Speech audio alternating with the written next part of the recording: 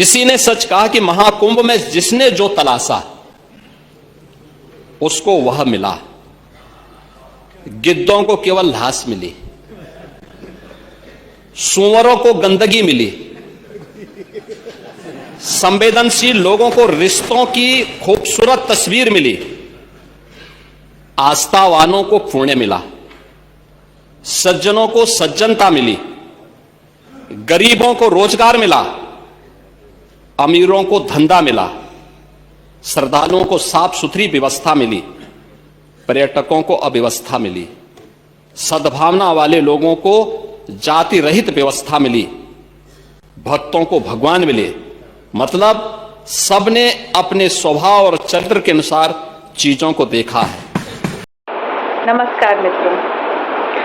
तो जाकी रही भावना जैसी, प्रभु मूरत देखी तिन्ह तैसी, बिल्कुल इसी को योगी जी ने एक्सप्लेन किया।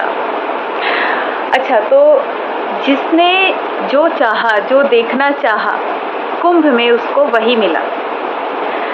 मुझे भी कुंभ जाने का, ये अमृत स्नान करने का सौभाग्य प्राप्त हुआ और मैंने क्या देखा, मुझे क्या अनुभूति हुई, वो मैं आपसे शेयर करना चाहती हूँ। तो देखिए, जहाँ तक बात है भीड़ की, जो कि लोग कह रहे थे बहुत ज़्यादा भीड़ है, कुछ लोगों ने कमेंट किया कि बहुत अव्यवस्था है, अरेंजमेंट की प्रॉब्लम्स हैं, चलना पड़ रहा है। उसमें से कुछ बातें सही हैं, जैसे कि चलना पड़ रहा है तो हाँ, वहाँ कम से कम 12 से 15 किलोमीटर चलना पड़ जा रहा है, जिस दिन भीड़ बढ़ जा रही है।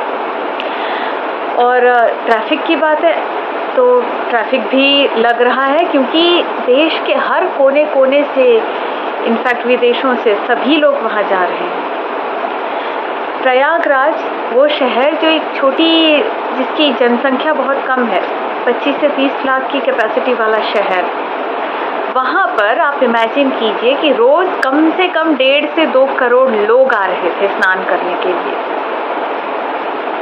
उसके बावजूद योगी जी की जो अरेंजमेंट थी, इनकी व्यवस्था ने सब कुछ संभाले रखा।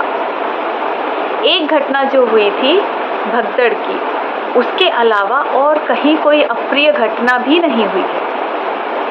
तो हम समझ सकते हैं कि अपने आप में ये कितनी बड़ी बात है, इस तरह की व्यवस्था देना, जहाँ प्रतिदिन कम से कम 2 करोड़ लोग आ रहे हैं जिस शहर में, और उस शहर की अपनी कैपेसिटी केवल 25 से 30 लाख की है। सोचिए इस भीड़ को मैनेज करना कितना मुश्किल काम रहा होगा। और पूरे 1.5 महीने इन्होंने किया, पूरे 45 दिन इन्होंने किया। वहाँ के पुलिसकर्मी, वहाँ के सफाई कर्मी, सब हर कोई डटे हुए थे।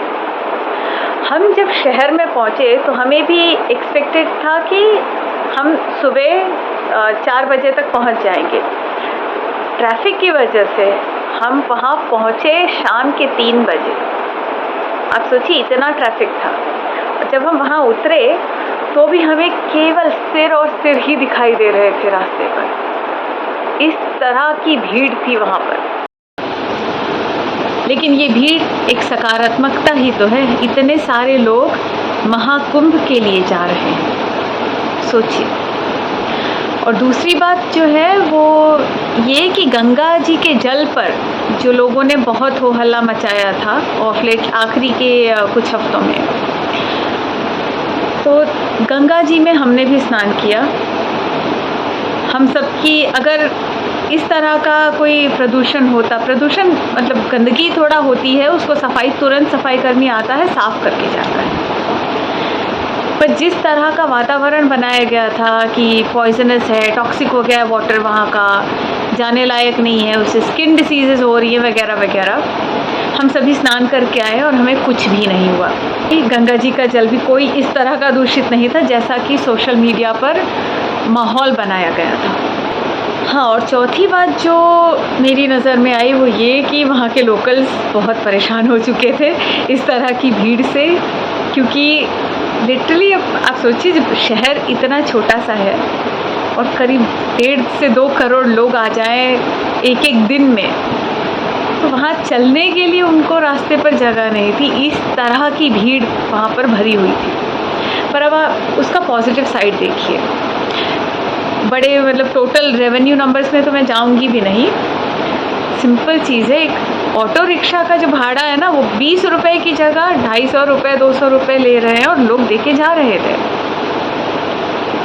या टेंट का, आप सोचिए टेंट के भाव 8,000 10,000 के टेंट हैं और लोग ले रहे थे ना, रह रहे थे, तो इनकम कहाँ गई वो?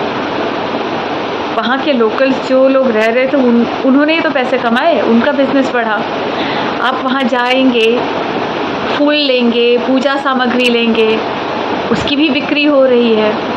गंगा जल, हर कोई गंगा जल भरवा रहा है, तो गंगा जल लोग जाकर स्वयं तो भर नहीं रहे थे, वहाँ जो सफाई कर्मी हैं उनसे ही गंगा जल भी भरा रहे थे, उनकी और भी आमदनी हुई।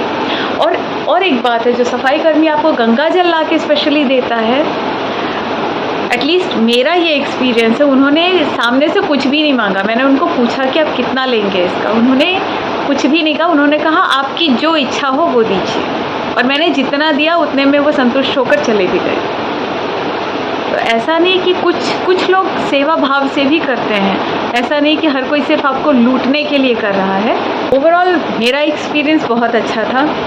जैसा कि योगी जी ने बताया, जिसने जो देखना चाहा, जो प्राप्त करना चाहा प्रयागराज में, उसे वही मिला है। हम भी भक्ति भाव से गए थे, श्रद्धा के साथ गए थे, और हमें अमृत स्नान का ये सौभाग्य प्राप्त हुआ।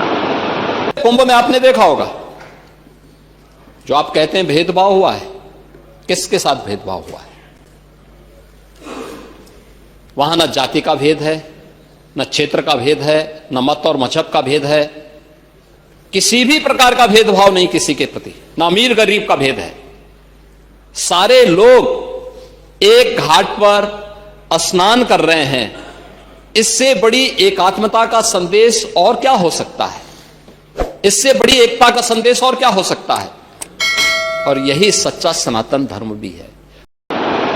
योगी जी ने एक और बात जो हाईलाइट की, वो ये कि कुंभ में कैसे जाति भेद, अमीर गरीब, हर तरह के जो बैरियर्स हैं सब टूट गए। अब फॉर एग्जाम्पल, जैसे कि सफाई कर्मी है, सफाई कर्मी वाल्मीकि समाज से आते हैं। गंगा जल जो लोग भर के ले रहे थे, वो क्योंकि आप स्नान का एक बैरियर लगाया होता है और एक स्नान का एक आगे के सेक्शन में आप स्नान करते हैं। गंगा जल जो आप भरते हैं वो आगे की तरफ जाकर भरना होता है, जो थोड़ा गहरा होता है। तो वहाँ पर काफ़ी सारे लोग गंगा जल भरने के लिए सफाई कर्मी को ही बोल रहे थे कि आप भर के ला दीजिए। यानी कि ब्राह्मण, क्षत्रिय, वैश्य, शूद्र, अमीर, गरीब, हर कोई वाल्मीकि समाज के व्यक्ति से ही गंगा जल प्राप्त कर रहा था। तो कहाँ रहा जाति का भेदभाव? मित्रों, हम महाकुंभ के बाद रामलला के दर्शन हेतु भी गए थे, और इस यात्रा में मुझे जो समझ आई एक बात, वो ये है कि हमारी आध्यात्मिक चेतना का पॉइंट जो भी हो, क्योंकि हर व्यक्ति का आध्यात्मिक चेतना का एक अलग ट्रिगर पॉइंट होता है। आवश्यक नहीं है कि आप हर कोई तीर्थ पर जाकर ही उसकी चेतना जगे। किसी को एकांत में बैठना वो सहायता करता है, किसी को मंत्र जाप अच्छे लगते हैं, किसी को पुस्तकें पढ़ना अच्छा लगता है, उससे उसकी चेतना जागृत होती है, किसी को तीर्थ यात्रा या मंदिरों में जाकर शांति मिलती है। हमारी आध्यात्मिक चेतना का ट्रिगर पॉइंट जो भी हो, लेकिन हमारे तीर्थों पर, हमारे मंदिरों में समूहों में जाना अति आवश्यक है। क्यों? क्योंकि सामने जो भीड़ खड़ी है, जो हर शुक्रवार को निकलती है या हमारे हर त्योहारों पर पत्थरबाजी करती है, उस भीड़ का जवाब एक उससे भी बड़ी भीड़ ही हो सकता है। और जिस तरह की भीड़ मैंने अयोध्या में या प्रयागराज में देखी है, उस भीड़ को देखने के बाद तो हमें केवल 2 मिनट लगेंगे, 15 मिनट की तो हमें ज़रूरत भी नहीं है। और मजाल है कि 15 मिनट की धमकी दोबारा देने की कोई हमें हिम्मत भी कर पाए इस भीड़ के बाद। इस महाकुंभ के आपके कैसे अनुभव रहे? आप कमेंट में लिखकर साझा ज़रूर कीजिएगा। जय श्री राम, वंदे मातरम।